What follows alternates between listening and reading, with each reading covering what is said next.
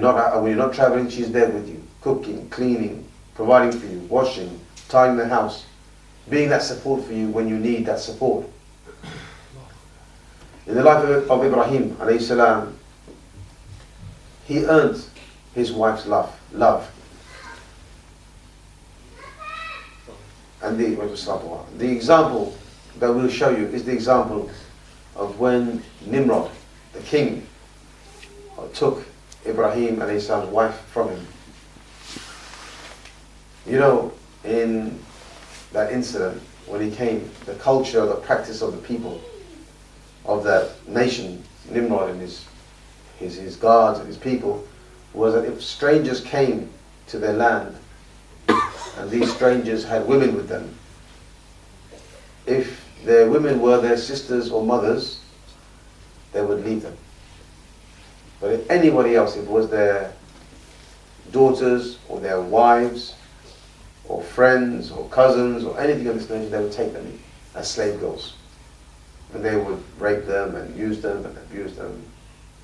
So he feared this. And this is one of the times when Ibrahim alayhi salam lied. He said to the king, asked him, who's this woman? He knew their culture, their practice. He said, this is my sister. But he meant sister in Islam, because it was his wife. But cut the long story short, she was captured in the long run. And she was taken to the king, the tyrant, the worshipper of other than Allah. And he wanted to rape her, but she was a woman full of tawakkul, reliance in Allah subhanahu wa ta'ala.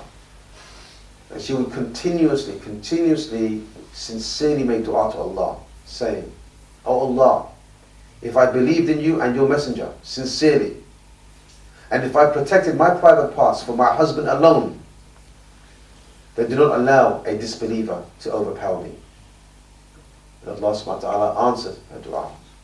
She was able to trick the king in somehow, some way, that he eventually freed her and her slave with her. Her slave was who? Hajar. Hajar went, she had a slave there, and he freed her and took the slave and go to. And so she went back to Ibrahim alayhi salam. Now, put yourself in that situation. If your wife was taken from you, and you feared that she was going to be raped, abused, killed, harmed, how much patience would that require from us? Most of us would just go and tear down the door and kill ourselves. But Ibrahim alayhi salam was patient, forbade this. And for his patience, Allah subhanahu wa ta'ala rewarded him very, very, very well. Because when Sarah came back to him with Hajar, she pushed Hajar to him and said, marry her too. And have the son you've been waiting for so long. She was young, much younger. So he left it. He had one wife, then no wife, then he came back with two wives. And not just there. Who was from the offspring of Hajar? Ismail. Who was from the offspring of Ismail? Yaqub. Who was from the offspring of Yaqub? All the 7 tribes. Who came from the 7 tribes? Muhammad sallallahu alayhi wasallam. What a blessing came from that trial. He passed that trial, and Allah from his offspring gave him the last and final message of Muhammad sallallahu alayhi wasallam. So many times we think trials, are, hardships are bad for us. But no, we don't know. They're a hidden good. There sometimes comes out of this trial something very good, beneficial for the ummah, for yourself, but we just don't know. So Ibrahim alayhi salam, when Hajar became pregnant, Ibrahim feared the jealousy of Sarah. So what he would do, he would make Hajar wear some type of clothing to cover herself so she's getting big. He didn't do this out of spite or anything of this nature. Out of his love for his first wife, Sarah, not wanting to hurt her feelings, he did this. He had great respect for her and admiration. After Ismail was born, Sarah's jealousy increased. And when it increased, he was at the receiving end of her jealousy. But he took it at a pinch of salt patiently, never forgetting the great kindness of his first wife and the hardship she had to bear. So he made excuses for her.